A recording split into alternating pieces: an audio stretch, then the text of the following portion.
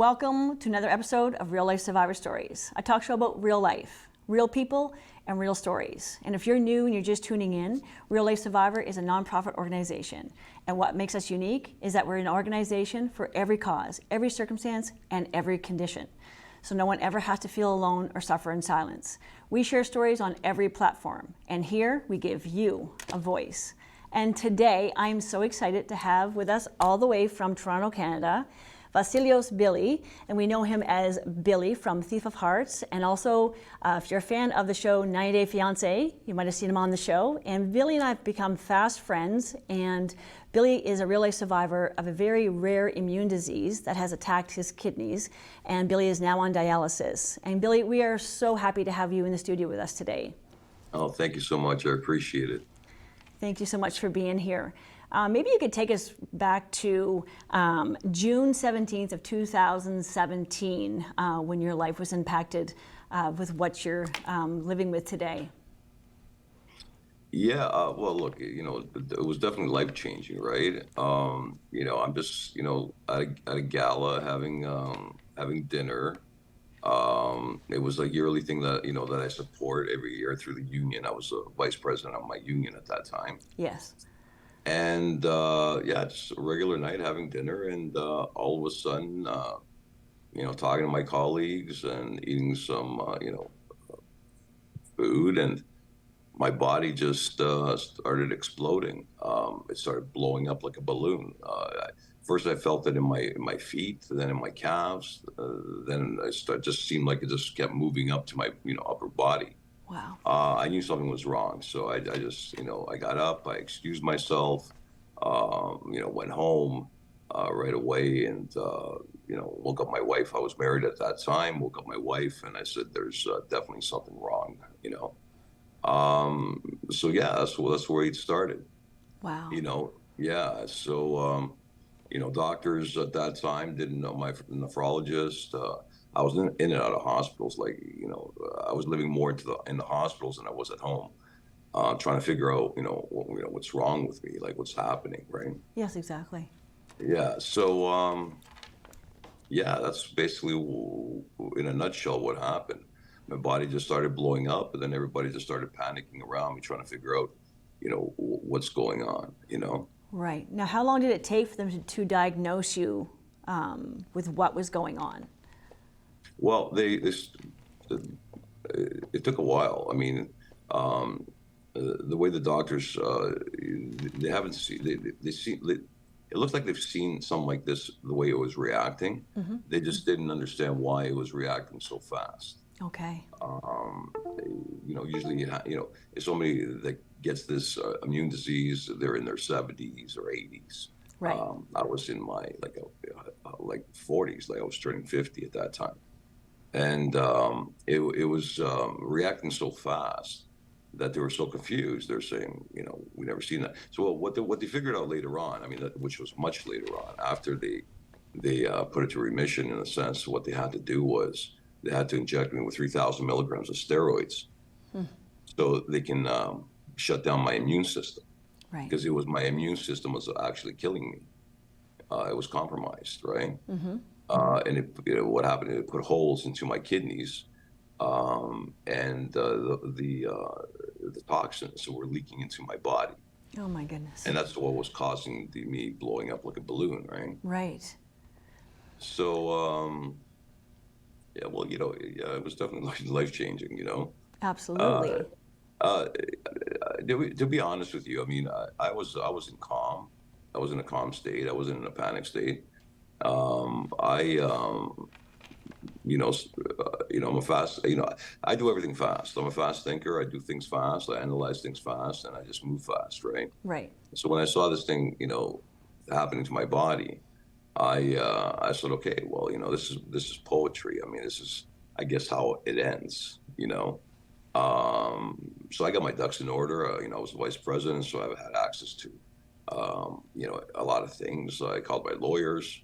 They came right away. We set everything up, make sure my family's set up with all the, the estates, and my kids are good and all that stuff. So I was ready to go. Wow. It's scary, right? Especially when you don't know what exactly is happening and what the outcome is going to be. Julie, I wasn't scared, truly.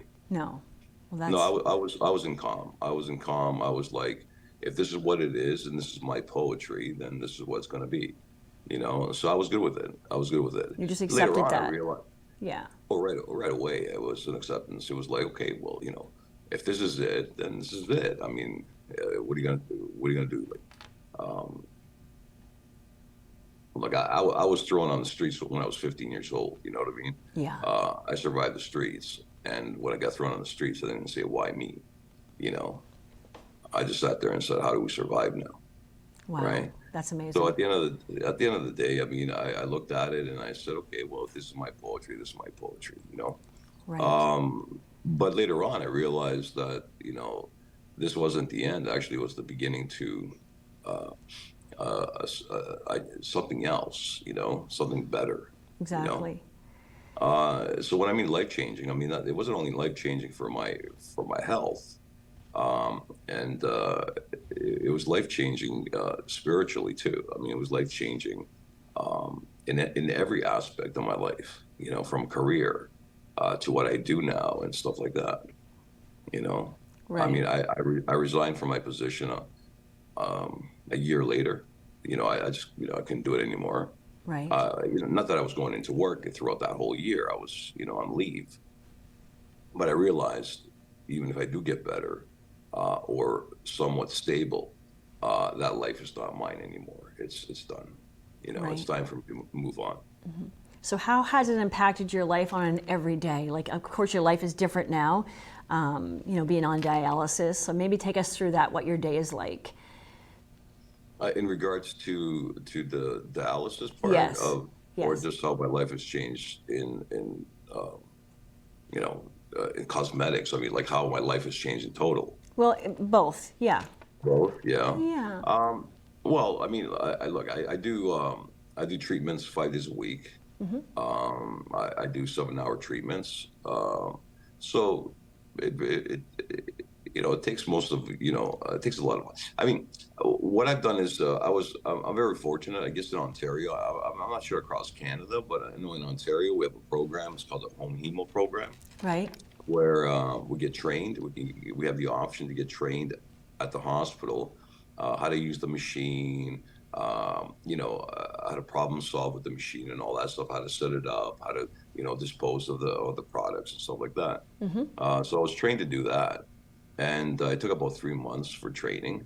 And now I have the machine at home, so I do everything at home, which is much more comfortable than you know being at the hospital. Got to get in the car, got to get to the hospital, got to find parking, got to you know Right. you're out in the elements. It's a cold day, it's war, whatever. Exactly. Um, Yeah. so and I have the luxury also not to do it in the daytime because well, first of all, there's no way nobody does 7-hour treatments at the hospital. It's only a 4-hour treatment. Okay. That's the only time they have, right? Like to schedule everybody in for 4 hours. If everybody was doing a 7-hour treatment, that means all the chairs would be taken, and then they can accommodate anybody else, right? Right. Within the home hemo department, right? So I have the luxury of doing it at home. So I do my just like you know you go to sleep, you know you get your 7-hour sleep. It's the same idea. I do it at nighttime. So it doesn't occupy my daytime, you know, so whatever I want to do in the daytime, you know. Exactly.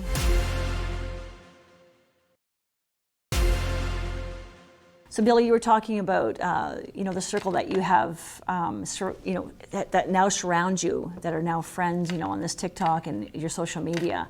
They're more like friends and not fans kind of thing. They become friends. Yeah, I mean, you know, at the beginning, you know, people would say, "Oh, Billy, you have a lot of fans," or you know, "Oh, Billy, you know, you have a lot of followers." Um, you know, I felt very uncomfortable saying that, you know, them Yeah. words, you know, fans and followers, you know. I truly, you know, listen, this is my heart talking, you know what I mean? I truly believe, you know, everybody is a friend of mine, you know. They're invested in my life. I mean, they've watched me from pretty much from the beginning, most of them. Yes. Um, you know, they're interested in what goes on in my life when it comes to my dialysis. Um, if that's not a friend, then I don't know what is it, you know what I mean? Yeah, and some of them Um, hang out. I mean, you're on TikTok sometimes for hours. Like it's what, 2:30 in the morning, and people will just stay there and hang out with you, like just Yeah, because they want to support you. yeah, 3:30, 4 o'clock in the morning. Right. I'm doing a 7-hour treatment, and 4 hours later, we're still on, I on the know. line, It's so you cool. know. Yeah. And I have friends that, that say to me, Billy, I'm saying goodnight. I have to wake up to go to work tomorrow. And, I say, have a wonderful night and thank you for hanging out with me. Right. And then all of a sudden, half an hour later, they'll jump back on again. I can't sleep. I want to see how you're doing. Right. They know I you're think right there. Yeah. yeah, I think that's so sweet, man. You know what I mean? I mean, if that's not, friendship of love, I mean, what is, right? Yeah. Um, so I'm very grateful. I mean, and one thing I tell my friends is, and I get it, they are friends, so they're concerned, and they'll say, well, I feel sorry, Billy. You got to go through this and this and that, right? Which is natural. I understand that. Hmm. It's natural emotion reaction to say something like that, right? To a Yeah. friend. Exactly. Um, and well, my response to that is that I tell them I appreciate it and thank you for saying it, but please don't feel sorry for me. I mean, let's think about the people that don't have anybody to talk to. I'm grateful. I mean, and I'm blessed. I have many friends. I can jump on TikTok. All of a sudden, 300, 400 friends are coming my way, and we're just hanging out. You know, Hmm. how about that? Person or that's just sitting in the bed by themselves. And they got nobody to talk to, That's and right. they have to go through the struggle by themselves, right? Yeah. So I'm very grateful. And blessed.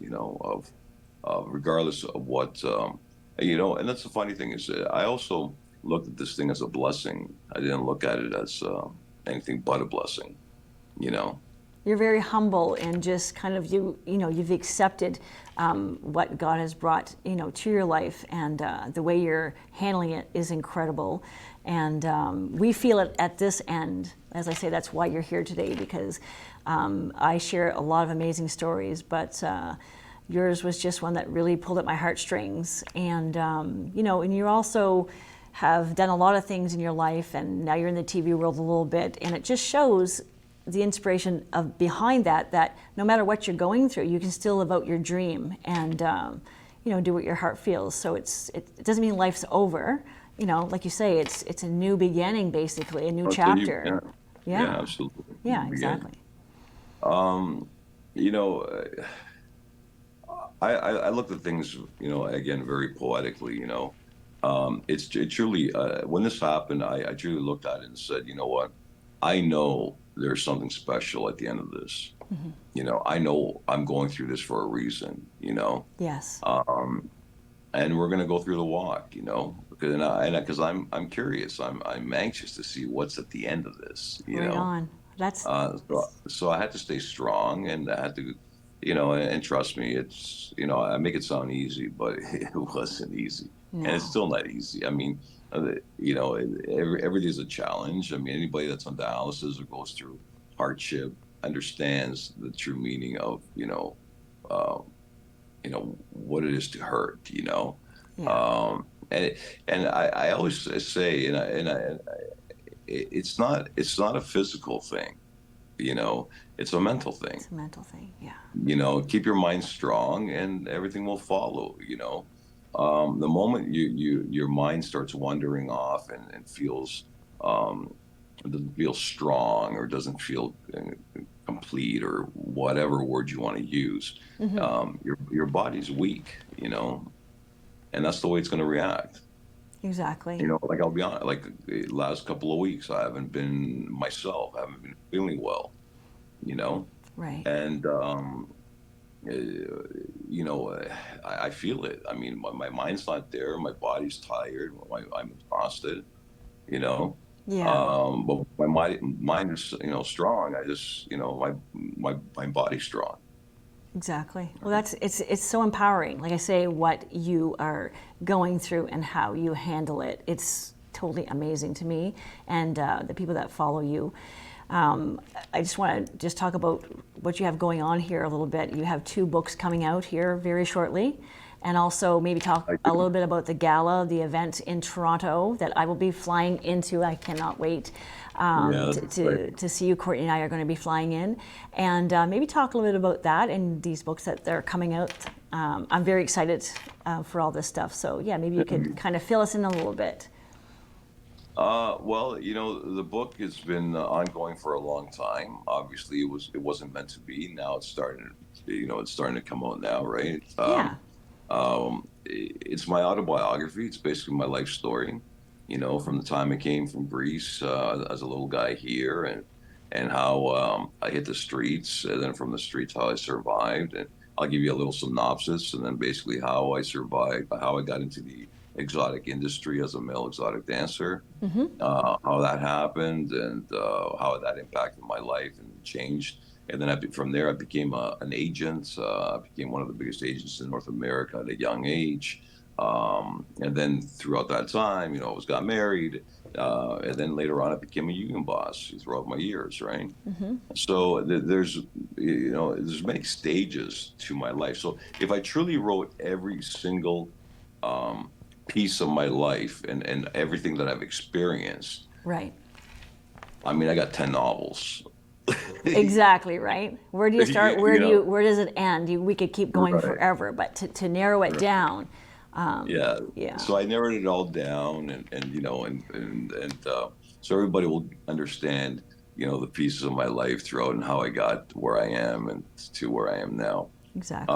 The coffee book is more of a fun book. I Yes. mean, and let's go back to the autobiography. Okay. I did tell everybody that will buy the book, just be prepared. You'll be going through a roller coaster of emotions, right? Right. No, That's all I'm that's saying. it's all good Grab the stuff. tissue and just sit and start reading. Right on. The and the coffee book is more of a fun book, right? It has my poetry. I'll have my paintings. I'm an artist, Yes. Um, yeah, my paintings. So another something again I'm so grateful for. A talent that I had from young and never used. I'm using it now. And my paintings now get sold all over the world. And I mean, who would have thought? You're an amazing painter. You've shown me some of your paintings, and holy, I mean, I cannot. I I mean, appreciate that. yeah, beautiful work. Yeah, I appreciate it. Um, So yeah, the book will be more the coffee book will be more of a fun book. It'll have pictures of me when I was younger, growing up, pictures of me through the industry when I was doing an exotic dancer. I was in Playgirl, featured twice in the magazine back in late '80s. Right. Um, the group shows I did, my paintings, my poetry, my thoughts, which in my journal are going to be, I'm going to, I'm not even going to, I'm going to actually take a picture of what I wrote in my journal and just place it into my book That's too. cool.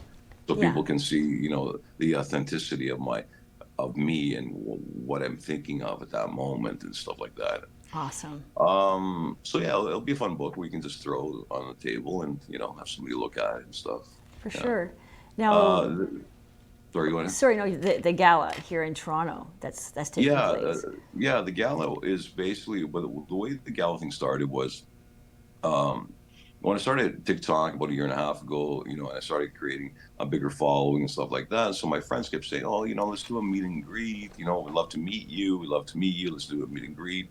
And I kept saying, yeah, we're going to do one, let me just figure this out. And, Right. plus I was going through hard with dialysis and things weren't really Yeah. stable and stuff like that. Now it's a little bit more stable, more of a routine kind of thing, unless I get any surprises, but otherwise it's just a routine. Right. So then I said, it's time, right? Now my book's going to come out. Let's do a book launch and let's do it like a meet and greet. And then I started expanding it to more of something more glamorous, something more, special, for my friends, I ordered all kinds of gifts for them when they entered the door. I want them to be treated special. It'll be a red carpet entry, and it'll be a gala. I mean, there's gonna be lots of food. We're gonna have lots of entertainment. I'm going back to my heritage too. We're gonna be doing some Zorba, some Greek dancing. And then from there, we're going to turn it into an 80s freestyle dance club.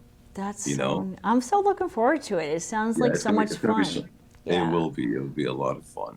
So that's how we expanded to a gala. Instead of just a meet and greet. Right. You know, Yeah. and I have a lot of friends, coming from the states and different areas. I mean, and thank you for coming. And that's going to be so amazing to meet you in person. Yeah, I cannot wait Yeah. to meet you. I mean, we've been talking like this for a little while now, and this is your second interview with me, so I thank you for taking the time out of your day in life to take time at this end. I mean, I know you're a very, very busy man, and you're going through a lot of things, on your daily. But just taking time, like I say, to take time is very empowering. So I really appreciate you. And I just want to also, for people that are watching, if you want to join Billy at the gala here in Toronto, Canada, on April 19th. Well, they go to Eventbrite and they punch in VIP TOH events, Okay, and it should come up. The perfect. event should come up. Yeah, the moment you put VIP TOH events. Yeah. Okay, perfect. Well, Billy, I want to thank you so much for coming on the show today. It's been a pleasure. And I'm looking forward to flying into Toronto and meeting you finally in April. And it's going to be a very amazing evening with all this good stuff that you're talking about. I'm truly looking forward to it. So thank you so much for coming on the show today. And we'll see you really, really soon.